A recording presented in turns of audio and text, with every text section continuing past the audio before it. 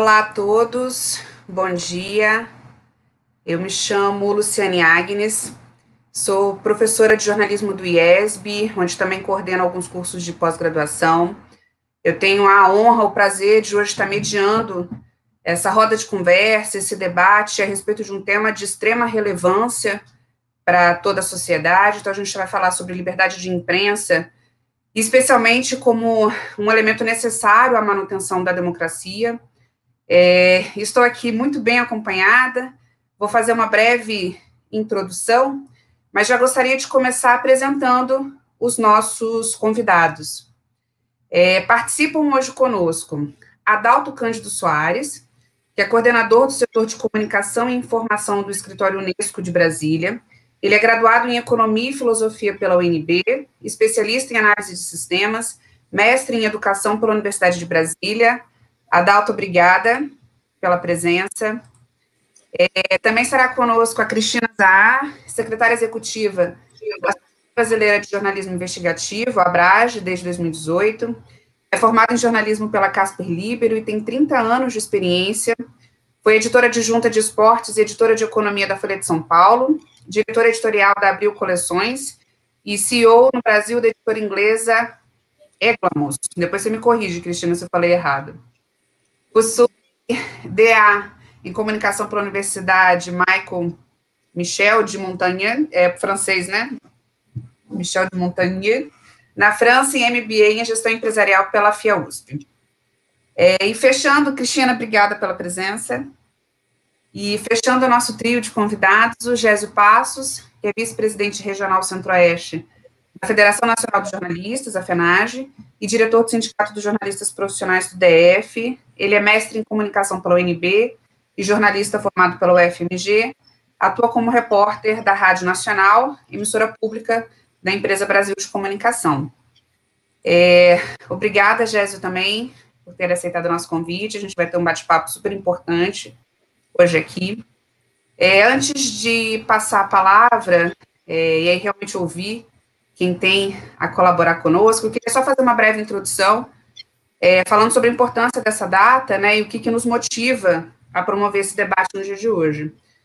3 de maio é o Dia Mundial da Liberdade de Imprensa, uma data criada em Assembleia Geral da ONU, né, para lembrar o artigo 19 da Declaração Universal dos Direitos Humanos, que trata justamente sobre o direito à liberdade de expressão e de opinião, o que inclui o direito de produzir informações, receber e acessar livremente informações, né?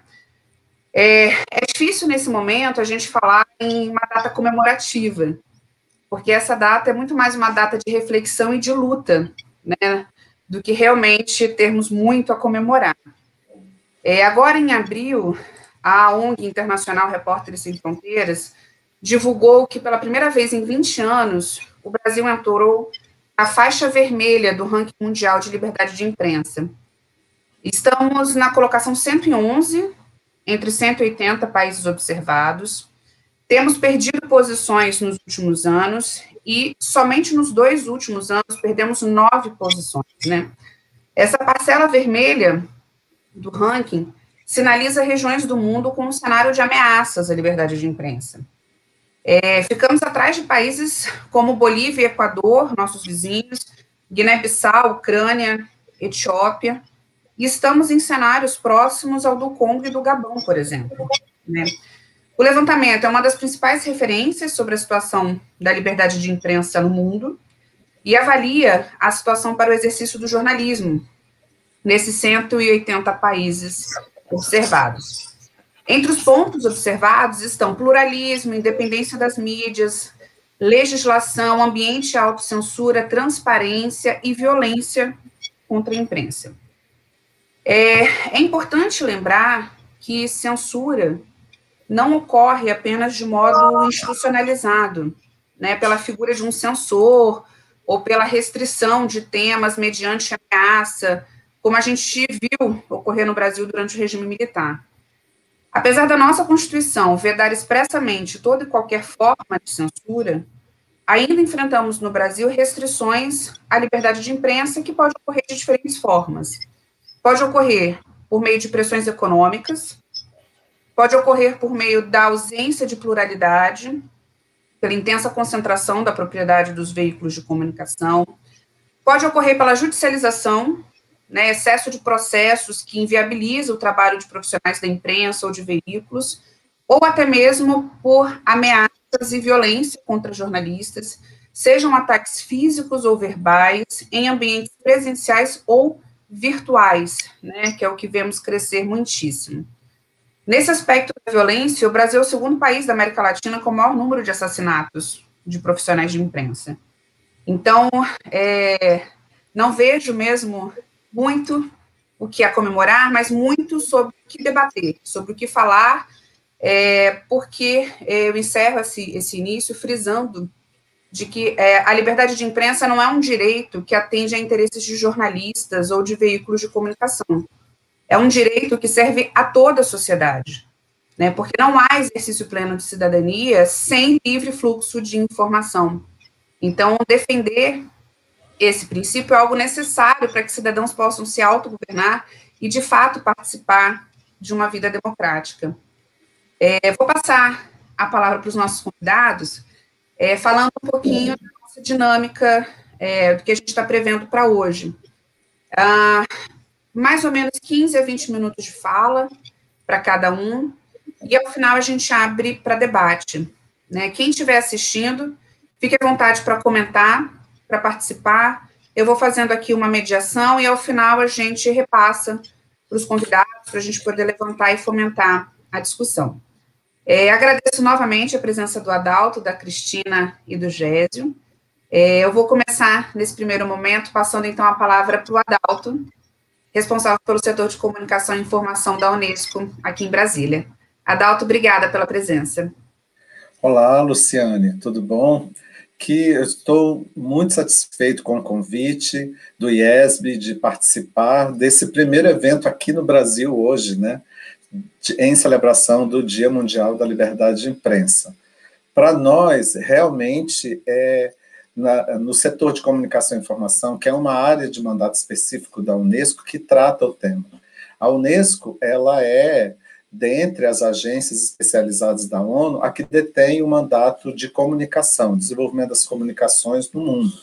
Então, e o dia 3 de maio é um dia muito especial para nós, porque é um dia de reflexão e é um dia que a gente trabalha os temas relacionados à liberdade, né? Liberdade de expressão, liberdade de imprensa, e também fazemos um balanço da segurança dos jornalistas, porque a Unesco, ela é a agência das Nações Unidas que recebeu a incumbência de acompanhar a segurança dos jornalistas no mundo.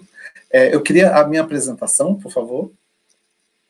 Uns slides, eu quero deixar aqui algumas referências para, já que nós estamos numa universidade, numa instituição de ensino superior, então eu desenvolvi uma apresentação onde a gente possa deixar para vocês algumas referências de documentos e de bibliografia para os alunos. Então, a próxima, por favor. O próximo slide. Então, nós estamos planejando para esse dia de hoje, para essa semana, né? Porque, de fato, o dia 3 é um dia que, como bem falou a Luciane, é um dia que nós utilizamos para reflexão em todo o mundo. E muitos eventos espontâneos acontecem no Brasil, né, durante toda essa semana. E nós produzimos um evento que vai ao ar hoje às 16 horas, é um evento de 2 dias, um primeiro dele hoje, às 16 horas, com a participação da representante da Unesco, Marlova Noleto, ministro Barroso, Folha de São Paulo, e a Abrage conosco, sobretudo no segundo dia de evento, que será um evento internacional com a presença do Guilherme Canella, que é o chefe do setor de comunicação de liberdade de expressão e segurança do jornalismo da sede da Unesco. Para nós, essa data é uma data muito importante. E esse ano mais ainda, porque celebramos os 30 anos da declaração de Windhoek. O que é essa declaração? A declaração de Windhoek é a declaração para o desenvolvimento de uma imprensa livre, independente e pluralística. essa declaração aconteceu num evento que foi realizado na Namíbia, nessa cidade de Windhoek, onde pela primeira vez se falou da questão da independência e de uma mídia plural. Né? E essa declaração, a Unesco, ela, como órgão das Nações Unidas, como organismo das Nações Unidas, é responsável pelos marcos declaratórios dos países em prol dos direitos humanos. Né?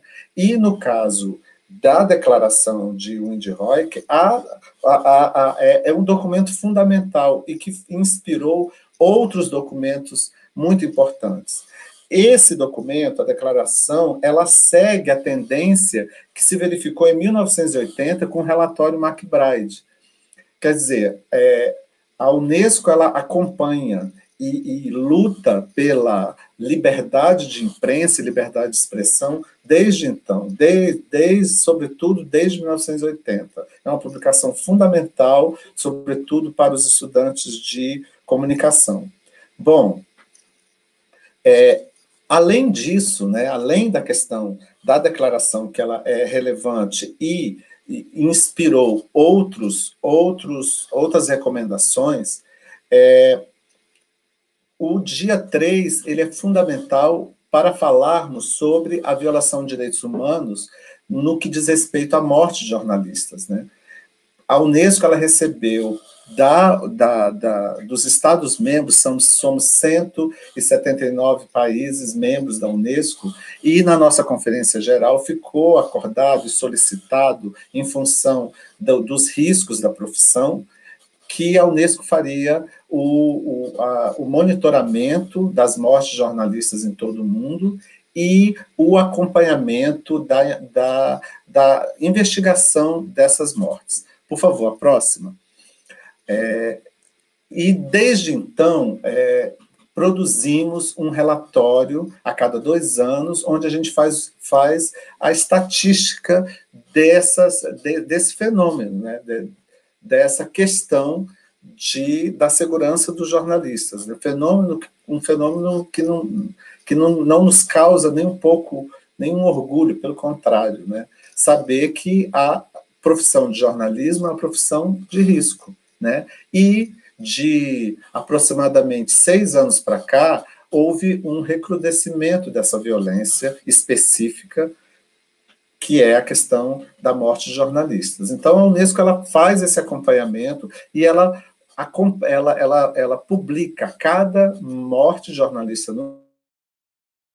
faz a nossa diretora-geral emite uma nota de desagravo para qualquer jornalista, para todos os jornalistas que são identificados no mundo, que sofreram esse tipo de violação de direitos humanos. E aqui eu estou mostrando os relatórios relacionados a 2014, 15, 16, 17. A próxima slide, por favor. E o último que nós lançamos no final do ano passado, que tem estatística de 2018 e 2019. A importância desses relatórios é enorme, sobretudo para quem está estudando comunicação, porque ele faz um levantamento de todos os casos no mundo, ele elenca, no caso, esses relatórios que estão publicados em português, eles estão aí no resumo executivo, ou seja, de fácil leitura, e ele acaba se tornando uma série histórica muito útil para o trabalho das universidades que queiram se interessar por esse tema da segurança dos jornalistas.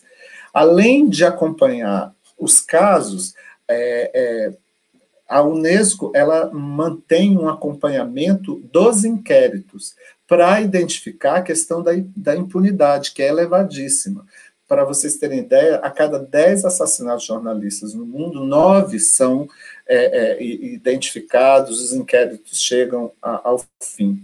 Então, é outra problemática e que a Unesco acompanha, chegando, se aproximando, buscando informações todo ano sobre a lista para cada país que houve esse tipo de violação de direitos humanos, informações sobre o inquérito. O nosso escritório aqui em Brasília tem ajudado o Brasil, buscando que o Brasil tenha um posicionamento com relação a este assunto, né? Porque também fazemos uma estatística da resposta a esses pedidos por informações. Então, a Unesco ela tem esse papel específico. Claro que sabemos que temos como parceiros, aqui temos a Abrage, nós temos a FENAGE, que, por sinal, quero até fazer menção, pela presença do Gésio, que no evento maior que está acontecendo na Namíbia, que desde o dia 29 até hoje, tivemos lá representando o Brasil, a representante da FENAGE. Fez 2 apresentações ontem, e para nós realmente está sendo uma grande honra contar com a presença de a presidente Beth Costa, presidente da FENAGE, participou de 2 dias do evento da Unesco, no dia 29 e no dia 30. Todo ano, nesse dia 3, a Unesco promove um evento central, global, onde tem a presença da nossa diretora-geral. E esse ano foi lá em Windhoek, na Namíbia. E tivemos a participação, a representação do Brasil, da sociedade, um representante da sociedade civil organizada, a senhora Beth Costa. É muito importante para nós fazer dar essa informação para todos. Esse ano, o tema do dia 3, o tema é informação como bem público. Por quê? Porque para nós a informação é muito cara para o cidadão. E a gente tem esse fenômeno das fake news, e que nós chamamos na Unesco de a desordem da informação, por conta do modo como a informação tem chegado no cidadão e as dificuldades que estamos enfrentando no mundo do acesso à informação verdadeira, né, verídica, confiável, e que só conseguimos através dos jornalistas. São os jornalistas que possibilitam que o cidadão chegue à verdade, por conta dessa pluralidade de informação que a internet possibilitou e que muitas vezes é utilizado de forma leviana, não ética, por diversos grupos da sociedade. Então, a Unesco tem trabalhado muito em cima desse tema também. E esse ano, o dia 3, além de reforçar a importância dos documentos e do compromisso dos países, porque o que acontece com uma declaração como essa, que aconteceu num evento mundial em 91, foi o compromisso dos países que estavam ali presentes com a liberdade de imprensa. Então, para nós é muito importante, os países que enfrentam dificuldades nesses temas, eles podem contar com esse tipo de documento e de compromisso dos países, inclusive do Brasil, no que diz respeito aos direitos humanos, liberdade de imprensa e segurança dos jornalistas. Então, essa é a importância dessas declarações e a importância dos eventos internacionais nos quais o Brasil participa. Vamos para a próxima? Próximo slide, por favor. Aqui, paralelo aos relatórios que a gente emite, nós temos um observatório online, onde cada país pode procurar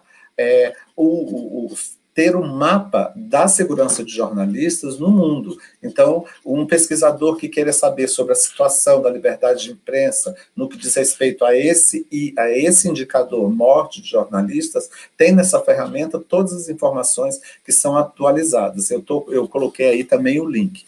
Vamos para a próxima. No Brasil, nós tivemos um trabalho muito importante, que foi o trabalho que nós fizemos com a ENASP, com um relatório sobre violência contra comunicadores no Brasil. Nós temos hoje um documento que, através do Ministério Público, produziu para nós há 2 anos atrás, a gente não conseguiu atualizá-lo, mas esse relatório, ele tem importância porque ele é um relatório que conseguiu trazer informações adicionais sobre todas as mortes que aconteceram de 20 anos para cá. com o olhar dos procuradores que têm acesso privilegiado aos inquéritos policiais. Esse documento é um documento que a gente realmente tem muito orgulho de ter ajudado a produzir, no momento que a gente tinha acesso e interesse do Ministério Público no tema. Né? Então, esse é um documento muito, muito importante, foi elogiado em diversos lugares, poucos países têm um trabalho tão completo como esse, e eu recomendo que vocês acessem. Vamos para o próximo. A Unesco, por favor, próximo slide, a Unesco trabalha com, sobretudo, com o ensino superior. A Organização das Nações Unidas para a Educação, Ciência e Cultura, ela é tida como agência intelectual da ONU. Por quê? Porque a gente tem a educação e a cultura como mandato, né, na organização. E uma das formas que a área de comunicação e informação da Unesco utiliza para apoiar o jornalismo nos países, e que a gente sabe que hoje em dia a gente está sofrendo muito com a mídia local, a gente sabe desse fenômeno, quer dizer, os pequenos jornais, as pequenas rádios estão sofrendo muito com a centralização promovida por meio da internet. A Unesco começou a perceber ao longo dos anos, e que bate muito com o que é o tema dessa live que nós estamos aqui hoje, não há democracia sem uma imprensa livre. O que se percebe é quando o país começa a ser ameaçado, quando a sua democracia começa a ser ameaçada, os cursos de jornalismo começam a ficar infantilizados. Isso, numa pesquisa que a Unesco fez no mundo, ela identificou que isso era um fenômeno que acontecia. Então, para ajudar os países, criou um modelo curricular da Unesco para o ensino de jornalismo, justamente para dar um padrão. A Unesco tem esse trabalho de desenvolvimento de padrões para o mundo, nos seus diversos temas. Então, esse modelo curricular está traduzido para o português e ele é utilizado justamente para buscar a qualidade do ensino de jornalismo no mundo. Outro currículo, ou seja, a produção de currículos, de modelos curriculares, é uma forma que a Unesco utiliza para poder sensibilizar e orientar a produção de conhecimento nos países, sobretudo no ensino superior. Outro currículo que a gente tem divulgado muito é o currículo de alfabetização midiática e informacional. Esse currículo ele é voltado para os professores, de modo a dar conteúdos relativos à comunicação, né, no que diz respeito à alfabetização midiática e ao acesso à informação com a alfabetização informacional. A gente tem divulgado muito esse tema no Brasil, não tem sido fácil, as redes não são receptivas a esse conteúdo, e a gente tem batalhado muito, divulgando muito. Um dos temas, esse ano, o tema central do Dia Mundial da Liberdade de Imprensa é a informação como bem público, mas a gente tem, abaixo dele, sob esse grande guarda-chuva da informação como bem público, a gente tem mais 3 tópicos principais. Um deles é a questão da viabilidade econômica das mídias de notícias locais, que enfrentam dificuldades. Outro tema é a questão da transparência das empresas de internet, que estamos enfrentando muitas dificuldades e que tem a ver com a desordem da informação. E o outro tema é a questão das capacidades aprimoradas para a alfabetização midiática e informacional, que para nós é fundamental. Vamos para o próximo slide, por favor. E, além dos currículos, a Unesco desenvolve manuais para os jornalistas, né? Aqui a gente tem um de terrorismo e a mídia, uma publicação que é um tipo manual, que é o da desordem da informação, que é o jornalismo, fake news e desinformação. Essa publicação foi lançada ano atrasado, muito atual. E o próximo, que tivemos um pouco de envolvimento, inclusive, da Abrage, vamos ao próximo slide, foi um estudo que foi feito com relação à cobertura, à segurança de jornalistas em cobertura de protestos, a preservação da liberdade de imprensa em tempos turbulentos. Nessa publicação, a gente viu como boa prática a atuação do Ministério Público de São Paulo, que fez uma recomendação para a atuação da polícia, nas manifestações que aconteceram no Brasil de 2013 para cá. A gente tem agora buscado essa articulação com os estados, então com o Ministério Público, do Estado de São Paulo, buscando dar visibilidade a essa recomendação que o Ministério Público de São Paulo fez para a polícia e os desdobramentos de tudo isso. Para nós é fundamental trabalharmos o tema da liberdade de imprensa, o tema da liberdade de expressão, que é um direito fundamental. Está aí o artigo 19, que é determinante para a vida do cidadão, né, que se sente ameaçado, sobretudo, quando não tem informação do que está acontecendo na sua vida, no seu dia a dia. E, sobretudo, as dificuldades que a gente tem enfrentado com o Covid, com toda a fragilidade que a gente sente com as mídias, com o acesso à informação pela internet, sem o acompanhamento responsável da imprensa, dos jornalistas que atuam com ética nesta área. Para nós, é fundamental reforçarmos a importância do jornalismo. A Unesco, quando começou a se deparar com todos esses problemas da internet, a resposta e a indicação da Unesco é uma só. Como é que a gente combate a desordem da informação? Através da qualidade do jornalismo, do reforço do jornalismo. Então, para nós, o dia 3, Dia Mundial da Liberdade de Imprensa, o grande objetivo é esse, reforçar a importância do jornalismo nos países. E, sobretudo, a qualidade dos cursos de jornalismo, que a gente está no IESB, a gente fica muito feliz com o interesse, a gente fica muito feliz com a busca pela atualização dos estudantes de jornalismo para os desafios que eles vão enfrentar, mas de uma forma positiva, de uma forma para cima, de uma forma para mostrar para os estudantes de jornalismo que eles poderão fazer diferença. Está na mão deles também, né? Então, eu quero agradecer enormemente o convite e contem com a Unesco para disponibilizar conteúdos para os cursos, para os alunos. Estamos com as portas abertas. Quero agradecer muito a Dani, que me convidou, que acompanha o trabalho da Unesco, tem estado conosco. Então, é isso. Eu quero agradecer muito, estou muito feliz de estar aqui, apesar de sabermos das dificuldades que o Brasil enfrenta nesse campo. Adalto, muito obrigada pela fala e pelas colaborações. A gente estava conversando um pouquinho antes, eu vou pegar essa apresentação, vou compartilhar esses materiais. Alguns desses materiais eu particularmente uso em algumas disciplinas, como da alfabetização midiática, mas acho que são absolutamente relevantes. É importantíssima essa pressão, essa consciência dos organismos internacionais, porque isso é uma questão que envolve toda a humanidade, né, ainda que a gente tenha particularidades dentro do nosso país. E essa valorização da informação de qualidade, né, que também eu não vejo caminho, eu tenho estudado, pesquisado desinformação, e eu não vejo caminho para combater isso, que não passe, por um lado, pela alfabetização midiática e, por outro, pela informação de qualidade.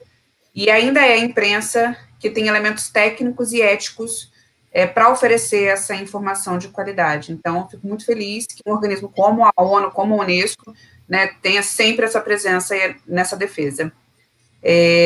Obrigada novamente. E eu vou passar a palavra, então, para a Cristina Zahar, secretária executiva da Abrage. Cristina, obrigada novamente pela presença e pela colaboração. Olá, tudo bem, gente? Muito obrigada pelo convite. Obrigado, Adalto, também fez essa ponte com a professora Daniela, com a professora Luciane. É um prazer estar aqui com vocês hoje. Como a professora já disse, não é uma data que a gente tenha muito o que comemorar, que é mais ou menos parecido com o Dia do Jornalista, que foi dia 7 de abril, a gente também não tinha muito o que comemorar, mas, na verdade, o que a gente tem que fazer como sociedade civil, falando em nome da Abrage, né, que é atuante na defesa da liberdade de expressão, de imprensa e do direito de acesso à informação pública, né, nós somos um organismo da sociedade civil, é justamente saber que nós temos uma luta contínua, né, que a democracia ela é um sistema que nunca está ganho, nós temos que lutar por ela todos os dias e fazemos isso defendendo as escolhas de valores que nós temos, Então, também é importante, apesar um pouco do desânimo, né, desse ambiente que nós estamos vivendo no país atualmente, de ataques contínuos aos jornalistas, aos veículos, também saber que a nossa luta é importante para a gente resguardar a democracia.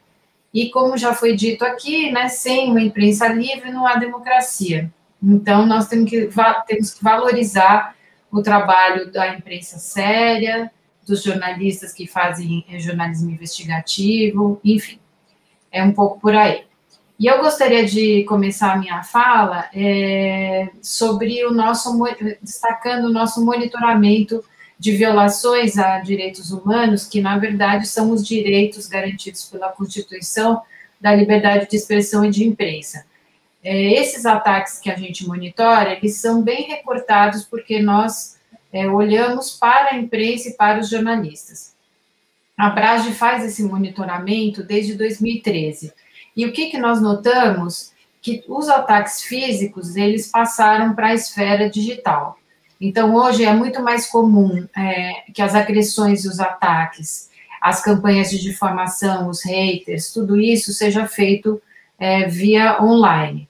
E o ano passado, 2020, foi um ano especialmente ruim, e não é só o monitoramento da Abrage que detectou isso, da FENAGE, do Comitê para a Proteção dos Jornalistas, do próprio Repórteres Sem Fronteiras, todos os levantamentos detectaram um aumento absurdo de ataques contra jornalistas e contra os veículos de comunicação.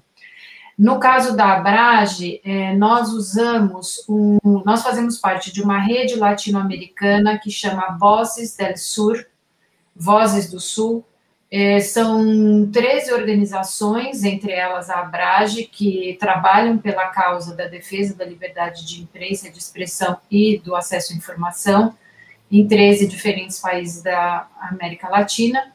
E nós utilizamos 12 indicadores que são baseados na ODS 16.10.1. Então, o que a rede fez foi pegar os 6 indicadores dessa categoria que monitoram assassinatos, casos de tortura, desaparecimento forçado, sequestro e agressões e ataques, e acrescentar outros 6 indicadores, que o uso abusivo do poder estatal, processos judiciais civis e penais, marcos jurídicos contrários aos parâmetros internacionais, restrições de acesso à informação, discursos estigmatizantes, que eu já vou explicar o que e restrições na internet. Então, de 2019 para 2020, a Abrage mapeou 367 ataques a jornalistas, pessoas físicas ou a veículos. E só para vocês terem uma ideia, esse número é basicamente o triplo do que nós registramos no monitoramento de 2019. E o discurso estigmatizante, que é a categoria onde os ataques mais acontecem, são discursos proferidos por autoridades públicas, né? Ou seja, os ataques que são feitos por autoridades públicas a jornalistas e veículos. E adivinha quem é o maior agressor? É o presidente, Jair Bolsonaro. Então, dos 367 registros, 123 foram proferidos por ele. Então, a gente vê a força que uma autoridade pública como ele, que ocupa o cargo mais importante da República, tem no disparo desses ataques, porque ao atacar, ele incentiva que outras autoridades em níveis inferiores ataquem também. E pior que isso são os seguidores, porque aí é um ataque generalizado, são as campanhas de descrédito, como aconteceu, por exemplo, com a Patrícia Campos Melo, exposição de dados, como aconteceu com a Vera Magalhães, enfim, a gente tem N casos que a gente poderia ficar aqui desfiando a manhã inteira, mas que eu não vou fazer isso, porque vocês já sabem qual é o contexto que nós estamos vivendo. Então, esse trabalho que a Abrage faz é um trabalho importante e que nós, infelizmente, estamos vendo o aumento dos casos. Gostaríamos muito de que esses casos, ano que vem, este ano e o próximo diminuíssem, mas não é a tendência. Só no primeiro trimestre desse ano, os casos dobraram em relação ao primeiro tri de 2020. E o ano que vem é um ano de eleições, onde esse tipo de ataque também costuma crescer. E aí, vocês me perguntam, tá bom, esse é o cenário ruim. O que a Abrage está fazendo para melhorar esse cenário? Nós temos alguns programas e projetos que eu vou destacar aqui 3 para falar para vocês, que eu acho que são importantes e que depois eu posso passar os links também para vocês acessarem e tomarem conhecimento. O primeiro deles, um pouco linkando com o que o Adalto trouxe da questão da impunidade, é o programa Tim Lopes. Esse programa, ele foi criado em 2017, ele tem financiamento da Open Society Foundations, e ele surgiu como um programa para lutar contra a impunidade em casos de assassinatos de jornalistas. Como é que funciona? Quando nós somos comunicados de que houve um assassinato de um comunicador ou de um jornalista, nós mobilizamos uma equipe da Abrage para apurar se a morte tinha relação com a profissão. A partir do momento em que nós confirmamos essa informação, em tempos de pandemia não estamos viajando, mas em tempos normais de temperatura e pressão, a nossa equipe vai até o local, em geral são locais longe das grandes cidades, onde há uma maior vulnerabilidade desses comunicadores e jornalistas, e é feita uma apuração junto às autoridades que já estão apurando o crime, e nós fazemos reportagens, não só da investigação oficial, mas também das reportagens que o jornalista estava fazendo quando ele foi morto. E essas reportagens, elas são replicadas em uma rede de 9 veículos, para que as pessoas não esqueçam que você calar o mensageiro não quer dizer que você calou a mensagem. Então, a ideia é que os casos não fiquem impunes com esse acompanhamento e também que nós joguemos luz sobre os assuntos sobre os quais o jornalista estava trabalhando quando ele foi assassinado.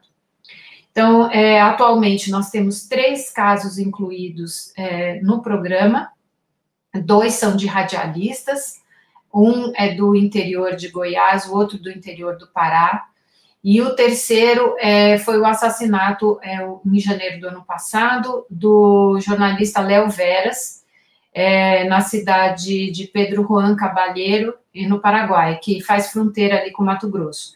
Ele tinha um veículo que chamava Porã News, e ele foi assassinado, a suspeita de que o PCC esteja envolvido, e nós confirmamos que a morte ocorreu porque ele tinha o veículo e estava fazendo matérias que estavam incomodando.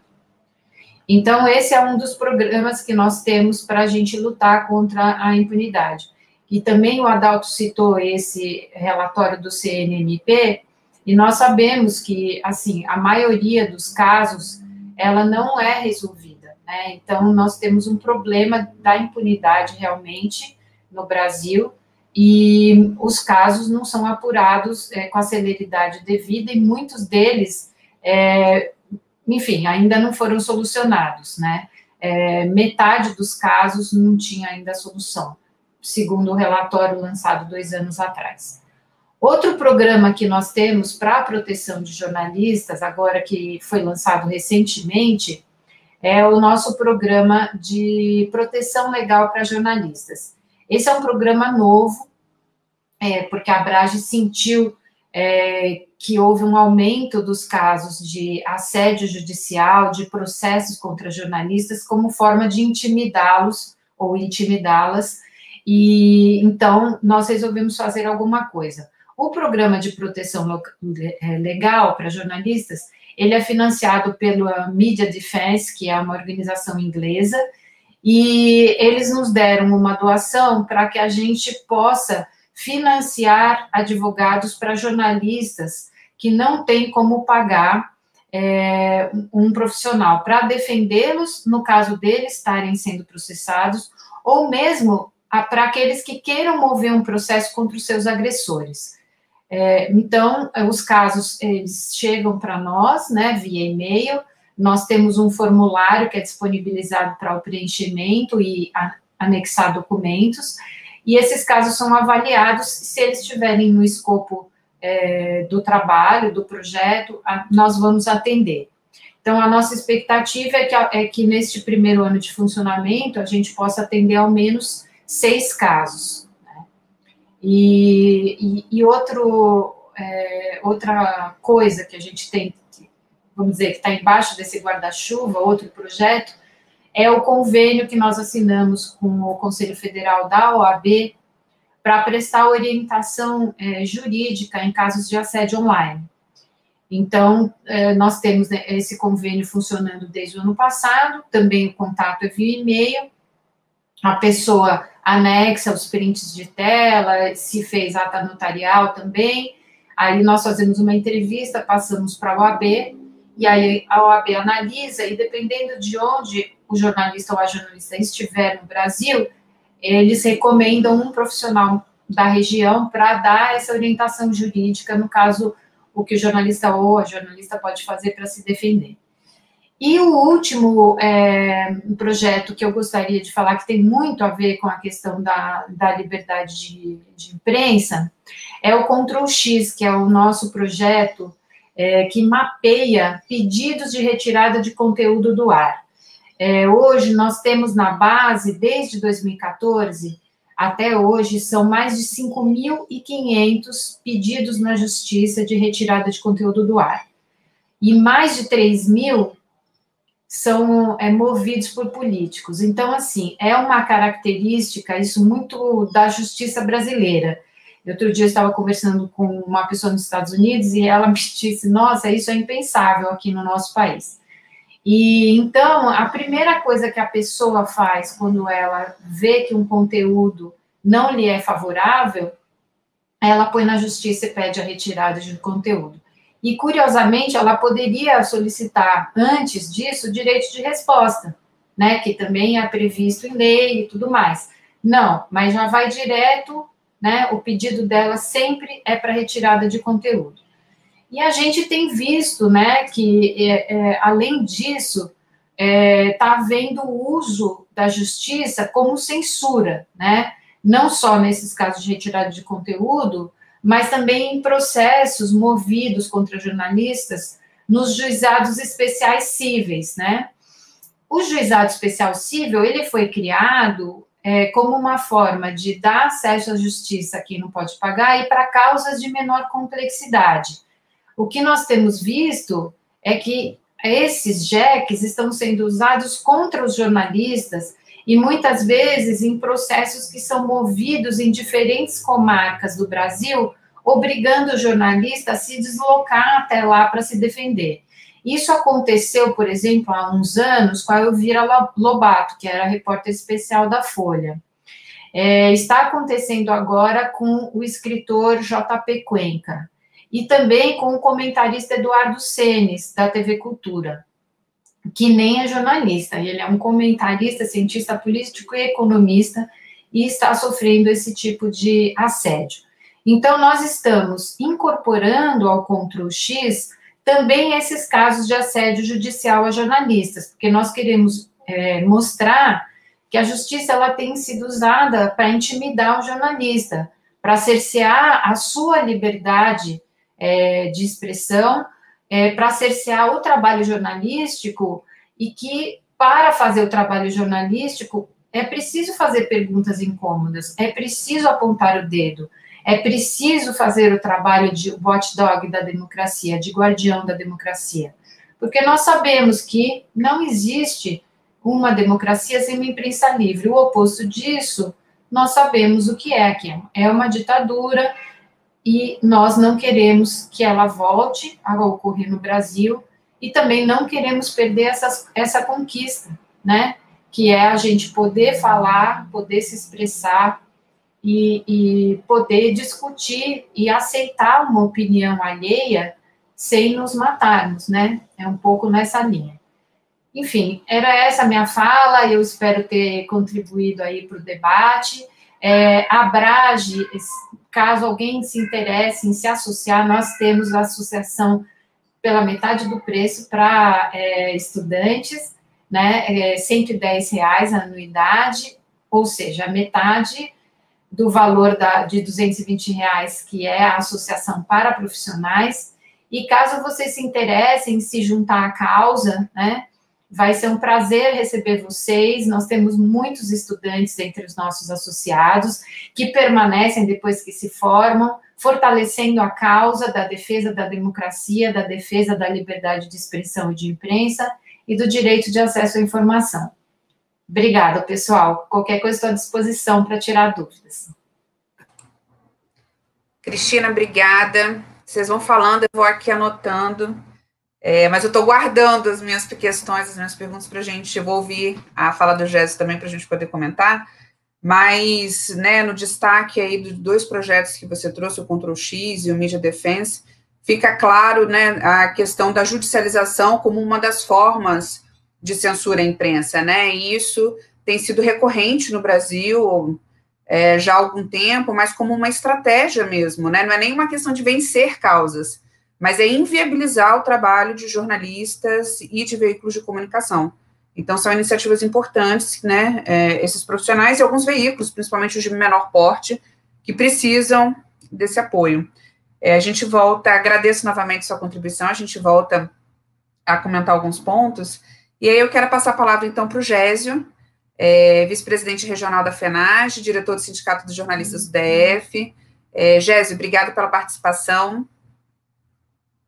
Está com você. Olá, Luciane. Bom dia a todas e todos. Muito obrigado pelo convite.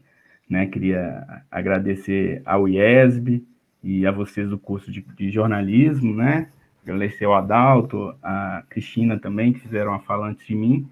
Vou tentar aqui focar em temas que ainda não foram abordados, ou dar uma ênfase maior numa situação mais, vamos dizer, mais desafiadora no país, né? Primeiro, vou apresentar, sou Gésio Passos, fui ex-coordenador-geral do Sindicato de Jornalistas do DF, hoje eu sou diretor da entidade, também sou vice-presidente regional da FENAGE Centro-Oeste. Antes, só para fazer uma pequena correção do Adalto, né?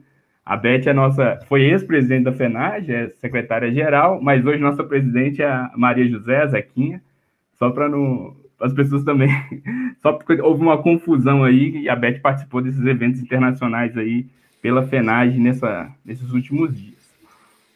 Então, primeiro, eu acho que eu gostaria de reforçar, né, que a ideia da gente pensar os desafios que o Brasil enfrenta nesse momento, né, para efetivar a liberdade de expressão, para efetivar a liberdade de imprensa e claramente, para a defesa da nossa democracia, como todo mundo já relatou.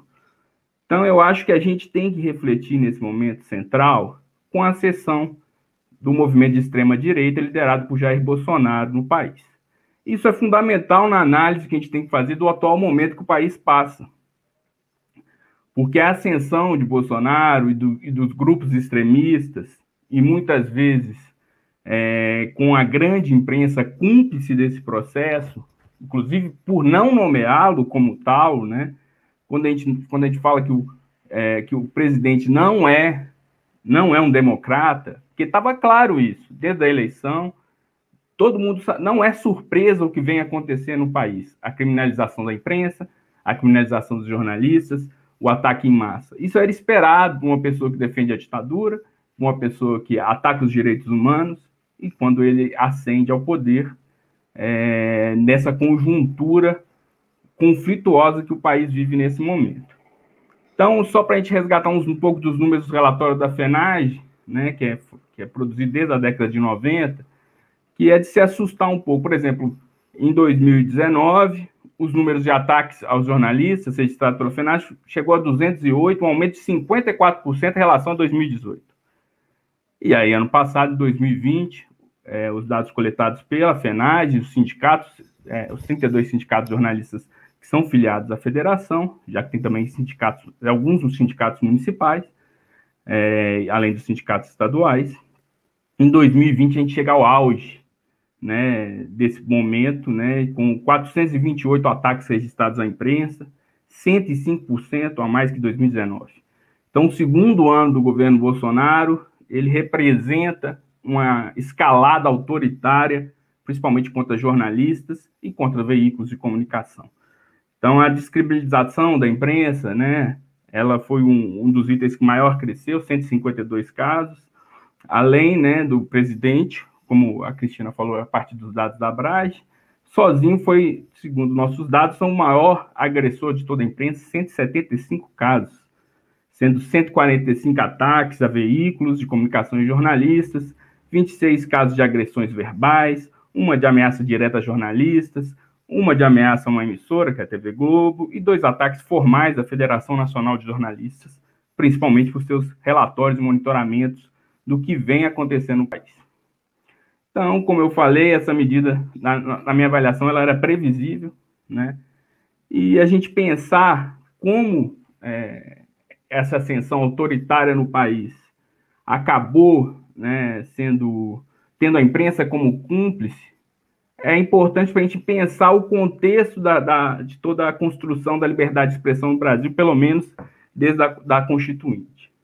Então, a gente tem, vou citar casos que eu gostaria de destacar desse ano, né? Por exemplo, os ataques à Folha Regional de Olímpia, né? Um incêndio criminoso quase assassinou o proprietário do jornal e sua família, né? Por forças, através da investigação da polícia, indicando forças de extrema-direita, ou então, por exemplo, o caso de Santa Cruz do Capiberibe, uma rádio comunitária, que foi invadido por militantes de Bolsonaro, quando um locutor fazia uma análise aos erros do próprio presidente durante a pandemia.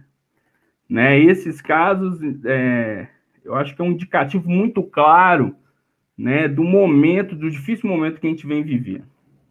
Temos o caso também do uso da lei, né, da Lei de Segurança Nacional, inclusive contra jornalistas. Temos o caso do Ricardo Noblat, né, que, além de lideranças políticas, lideranças comunitárias, lideranças populares, que vêm sendo perseguidas, mostrando o caráter desse governo e da dificuldade desse momento que a gente passa.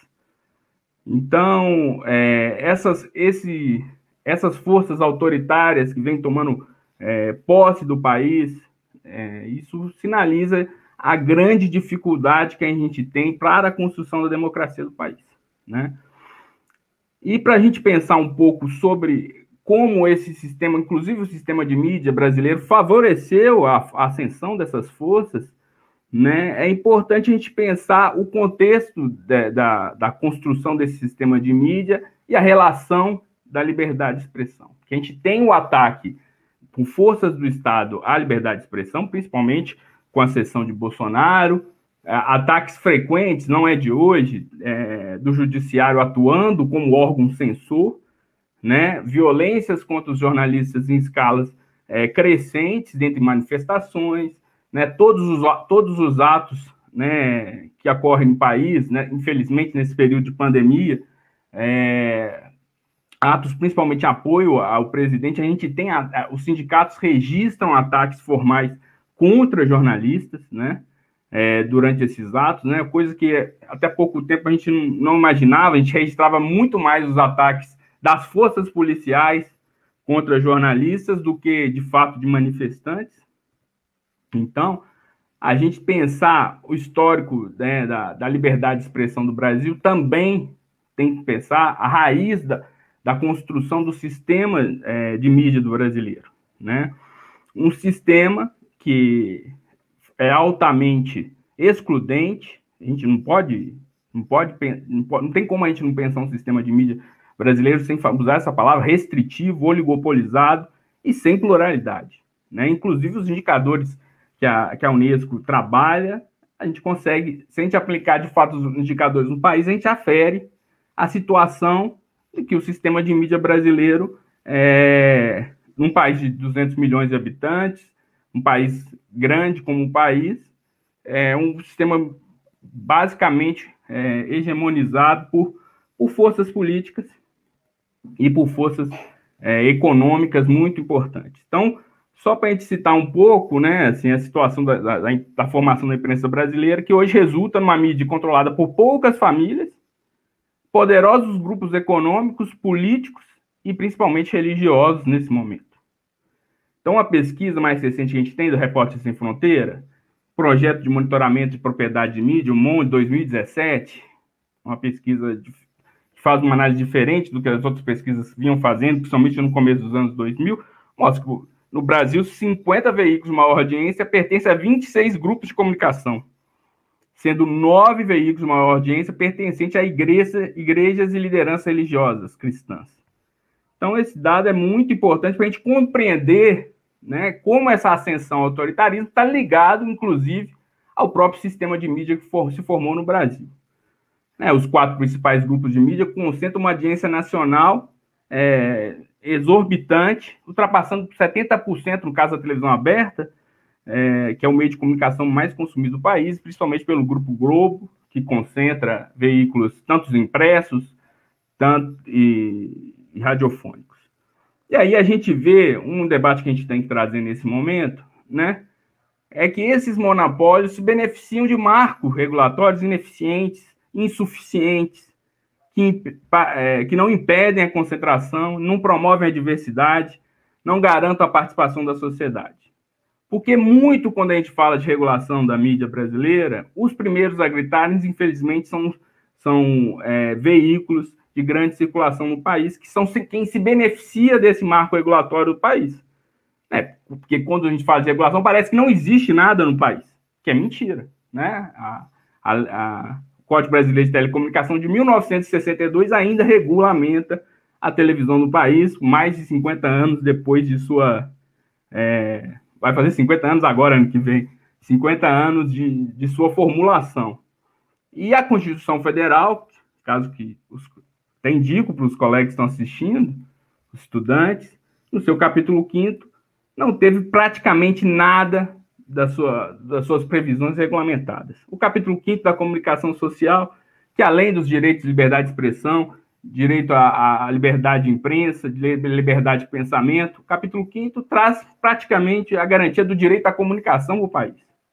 Coíbe monopólio, oligopólio, prevê a garantia num sistema complementar público-privado estatal e nada é regulamentado. Nada é regulamentado, principalmente pela força do poder econômico desses grupos de mídia que, em grande parcela, apoiam esse movimento reacionário dentro da sociedade brasileira, ou apoiaram até pouco tempo atrás. Então, se a gente não pensar essa estrutura, essa trava econômica de concentração do sistema de mídia brasileiro, a gente faz uma avaliação incompleta da situação que a gente vive, né?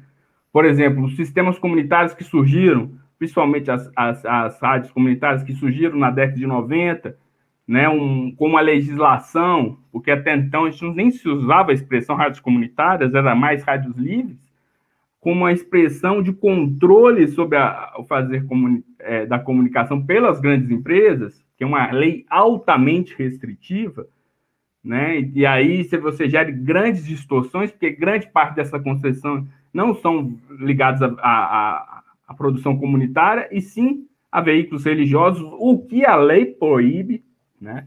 A lei da rádio comunitária proíbe proselitismo dentro desses canais, mas geralmente são vinculadas a entidades religiosas e a grupos políticos locais, o que mostra a insuficiência do nosso sistema, né? Um sistema que era para ser complementar. Por que ser complementar? Para garantir a diversidade e a pluralidade de vozes, a gente passa por um momento do sistema continuar a ser, né, altamente restritivo, desde a sua formação, na década, principalmente com o crescimento das rádios comerciais, na década de 30, final da década de 30 e década de 40, e depois com o surgimento da televisão, onde majoritariamente nosso sistema é privado, com fins lucrativos, o que claramente afeta a livre circulação de informações no Brasil. Temos exemplos claros, por exemplo, a reforma administrativa desse momento, a falta de pluralidade de vozes na sociedade brasileira. Você não vê nenhum dos grandes veículos de comunicação brasileira ter uma análise crítica a uma proposta de reforma administrativa que destrói o serviço público no país. Que é basicamente para isso. Destruir o serviço público em nome de medidas ultraliberais propostas por esse governo. Então, ao não dar vozes, como ocorreu na reforma da Previdência, onde vozes contrárias sequer iam ao ar, eram divulgadas no jornal, isso mostra a dificuldade que a liberdade de expressão enfrenta no país de acesso à grande circulação de informação.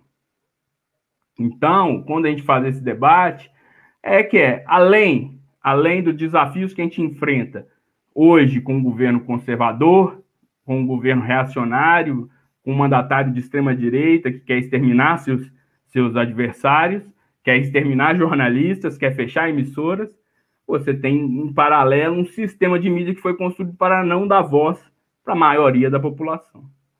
Né? Quando você vê os grandes veículos afiançarem o governo por causa de um ministro da Economia que, na semana passada, afirmou claramente o desejo de liquidar os aposentados, ou seja, o problema do país é as pessoas viverem mais, né? O grande problema é a expectativa de vida do brasileiro, mostra que esse sistema fez parte desse processo reacionário de tomada de poder no país, que foi por vias democráticas, com as eleições. Né? A gente tem que ressaltar isso também.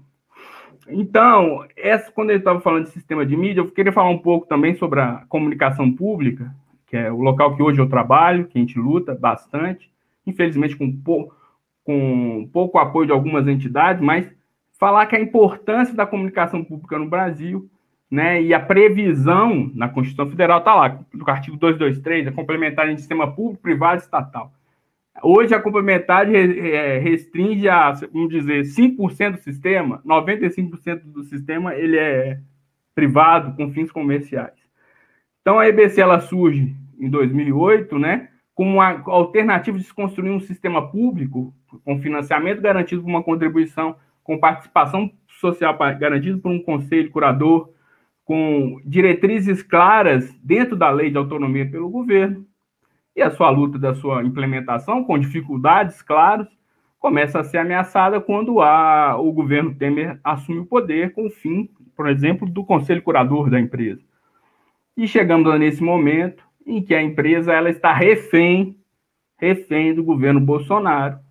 E quando a grande imprensa fala sobre a EBC, só fala no sentido de fechar, só fala no sentido de liquidar, de impedir que a complementariedade do sistema de comunicação exista no país. Porque quando você ataca a existência da EBC, que deve ser privatizada, que deve ser vendida, conforme alguns grandes veículos de mídia colocam, você está atacando os princípios democráticos numa sociedade pluralista. Porque a imprensa, a mídia pública, ela surge, principalmente, ela se fortalece em vários países do mundo, inclusive nos Estados Unidos, né, onde tem um sistema de mídia, apesar de ser periférico, é grande, financiado e descentralizado naquele país. Mas em outros países do mundo, o sistema público é muito robusto, como na Inglaterra ou na Alemanha, que tem, por exemplo, a BBC, né, vamos falar que é o caso, a maior empresa mais conhecida. Então, você tem um sistema público de mídia que é pressionado tanto pelo governo como pela mídia privada comercial. É sabotado por esses outros entes. Então, a gente vive um momento em que a escalada de tomada da EBC pelo governo Bolsonaro reproduz uma total falta de autonomia, né? Ano passado, a gente fez um dossiê de denúncias, né, que apresentou aí 138 denúncias de censura ao governismo dentro da empresa pública de comunicação, que é um dos instrumentos para garantir a pluralidade e diversidade, junto com rádios comunitárias, outras iniciativas independentes, que era para ser independente, mas hoje é totalmente controlado pelo governo. E aí é importante a gente destacar que a Constituição prevê uma diferenciação entre o sistema público e o sistema estatal. Né? Então, é importante a gente ter essa avaliação para a gente poder falar um pouco sobre esses empecilhos da liberdade de imprensa no país. Então, com um sistema público fragilizado e atacado, como vem sendo atacado desde a criação, por exemplo, da IBC, que foi um grande passo a partir da organização da sociedade, porque a TV não foi criada com a vontade do Lula, como muitos gostam de colocar, foi criada depois de 2 fóruns pela TV pública brasileira. A IBC ela é totalmente periférica dentro desse sistema. Então, a gente ainda tem a concentração dos veículos, muito fundamental, e essa lógica oligopolizada do setor de comunicação brasileiro contribui claramente pela falta de diversidade e a pluralidade de mídia, mesmo com o avanço da internet, que é um dos outros pontos que eu gostaria de destacar, né? Que o fenômeno da internet, ela vem também alicerçada no avanço de grandes monopólios. Né? Um estudo, por exemplo, do Intervoz, 2019, sobre monopólios digitais, eu também indico esse estudo também para uma reflexão sobre o papel das grandes corporações internacionais da internet e como isso afeta claramente os direitos humanos, a liberdade de expressão, inclusive a liberdade de circulação. Hoje a gente tem vamos dizer, as 5 grandes empresas de tecnologia que dominam o setor, Apple, Google, Amazon, Microsoft, Facebook, né, que são as principais empresas do setor, que hoje claramente, que ao contrário do que a gente pensa no território livre da internet, essas empresas atuam medidas ou têm seus modelos de negócios privilegiados para a restrição e para o controle, né? Fenômenos importantes, fundamentais aí para o pessoal já deve ter visto filmes sobre o Snowden, filmes sobre documentários sobre liberdade de expressão dentro da internet, está disponível aí nas plataformas como o Netflix. A preocupação com a potencialização da vigilância, tanto de governo quanto das empresas, de tudo que é produzido, né? A mediação do debate público nessas plataformas fica restrito a poucas aplicações, como Facebook, Twitter, Instagram, né? O crescimento exponencial das notícias falsas, vamos dizer assim, das fake news, que muito passa pela forma de organização e a lógica dessas grandes plataformas, um controle editorial dessas tecnologias através dos seus algoritmos e recomendações, né, e instruções dessas próprias plataformas, que reforça, né, tanto o discurso de ódio, como as bolhas ideológicas, como possibilidade de manipulação de eleições, como foi o caso na eleição de Trump nos Estados Unidos, o processo eleitoral anterior.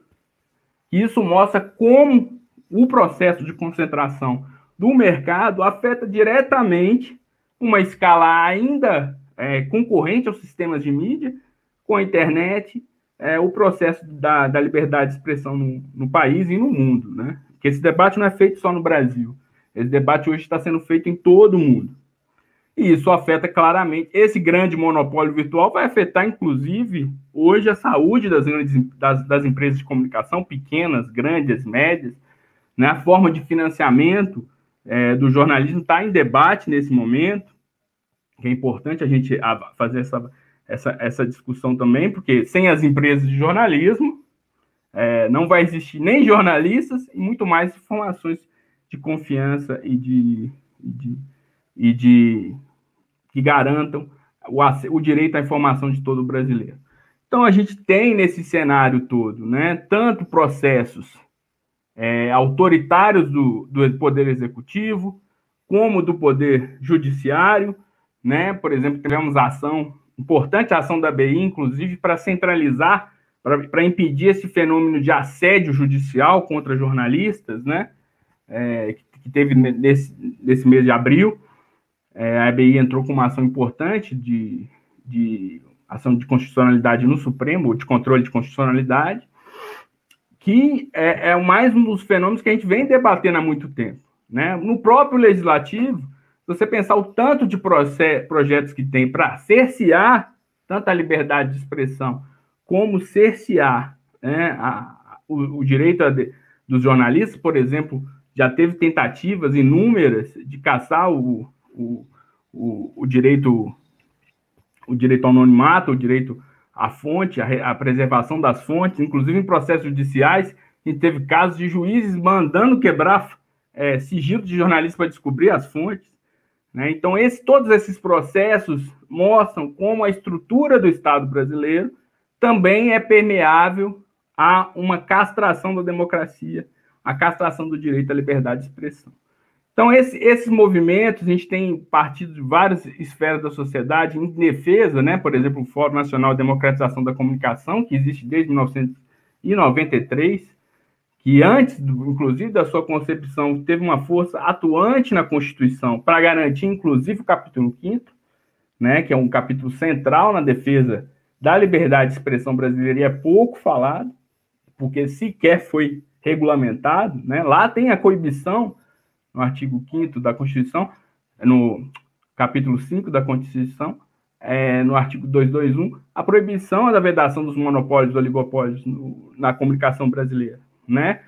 Os monopólios cruzados, vários países, por exemplo, impedem as empresas terem controle de jornais, rádios, televisões na mesma cidade, o que no Brasil é totalmente tratorado, porque a legislação ela não deu conta disso, a legislação de 62. Então, esses desafios que a gente está pondo agora, né, quando Federação Profissional dos Jornalistas, né, que representa os jornalistas no país inteiro, que tem um esforço, né, de pensar as saídas mais democráticas possíveis para a comunicação, por exemplo, como foi o caso da tão caçada Conferência Nacional de Comunicação, que em 2009 realizou um grande evento com toda a sociedade civil, ampla participação e debate sobre as garantias do direito à comunicação, as garantias da liberdade de expressão para a população, participação de mais de 20 mil pessoas, que foi boicotado por todas as empresas de radiodifusão, com exceção da Bandeirantes.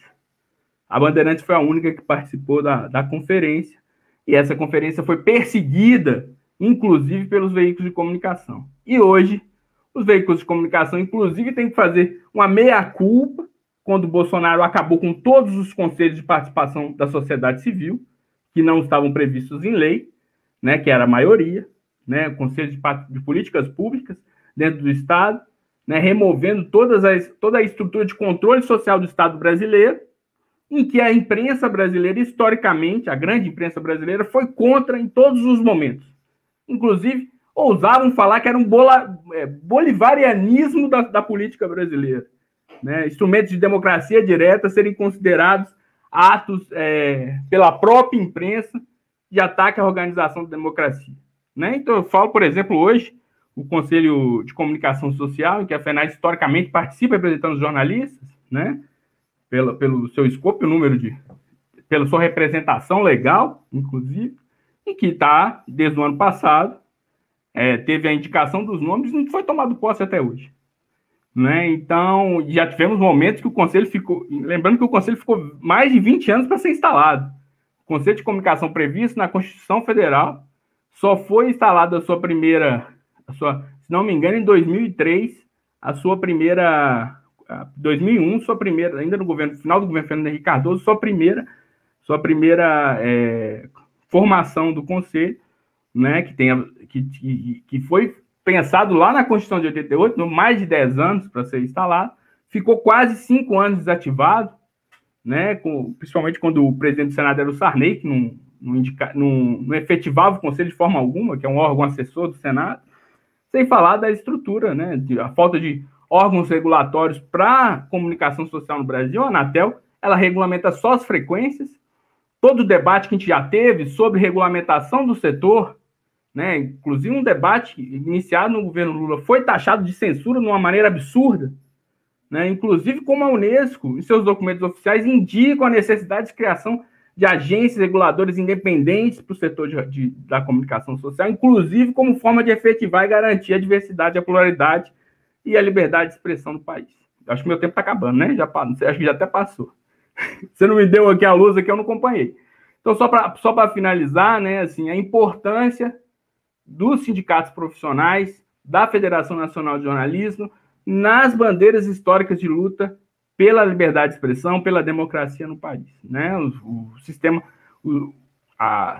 Os sindicatos, eles são fundamentais hoje, não só na organização da categoria, contra a sua precarização, né, que é bom de falar aí, ó, só os jornalistas, até março de 2021, 170 jornalistas morreram de Covid, né, levantamento feito pelos sindicatos, 170, né, são uma das categorias mais afetadas por uma categoria que é menor, né, não são considerados o número de profissionais de saúde, mas isso está ligado diretamente à organização dos jornalistas, né, da pressão dos jornalistas enquanto categoria profissional, né, categoria de trabalhadores, no enfrentamento à própria precarização que essas empresas, né, essas grandes empresas que dizem defender a democracia, a todo momento extrapolam, né, por exemplo, desrespeitando totalmente a legislação trabalhista, por exemplo, do jornalista, contratações irregulares, cargas horárias, jornadas de trabalho não respeitadas, pisos salariais não respeitados. Isso precariza ainda mais o exercício profissional do jornalista, que é um dos instrumentos fundamentais, não só o único, para garantir a liberdade de expressão e o direito à informação do país. Então, assim, fica o chamado, né, os sindicatos, nesse momento, né, passamos por um momento do governo Temer de criminalização total às entidades sindicais, em que, claro, a imprensa apoiou essa criminalização, a gente tem que deixar isso claro, né, um ataque formal às liberdades de organização dos trabalhadores, né, a reforma trabalhista representou isso, que também não teve nenhum espaço de discussão na grande imprensa, foi censurado todas as vozes contrárias a esse processo criminoso, que o resultado é o que está aí, a situação da classe trabalhadora brasileira, o número de desemprego, o número da remuneração, e os jornalistas têm que se ver também como trabalhadores nesse momento. Então, essa concepção, né, das entidades sindicais nesse momento é fundamental que vocês, jovens jornalistas, procurem também entender o funcionamento das entidades sindicais, procurem entender que só a categoria unida pode transformar, de fato, esse cenário que é brutal, né, de mortes, como a Cristina apontou, né, ano passado morreu 2 jornalistas, pode-se pensar numa esfera da população brasileira pouco, mas de fato, nos últimos anos, um dos países que mais morre jornalistas, por exemplo, da América Latina, possivelmente está atrás do México. Então, da gente preocupar da necessidade da organização dos jornalistas. E os sindicatos, hoje, ainda é o espaço central de organização, não só por garantias trabalhistas, mas por garantias da defesa da liberdade de expressão, da defesa do exercício profissional do jornalismo e da defesa da democracia como um todo. É isso. Obrigado, Luciano. Você não ponderou o tempo, eu fui passando. Eu nem percebi aqui o tempo. Eu não quis censurar. Eu dei só um toquezinho ali na mensagem, mas você estava concentrado e você não viu, mas estamos dentro do nosso tempo geral. Te agradeço também, Gésio, pela fala. Percebo, né, e fico feliz, atingimos o nosso objetivo, de que todos abordaram esse universo que envolve o cerceamento à liberdade de imprensa, né?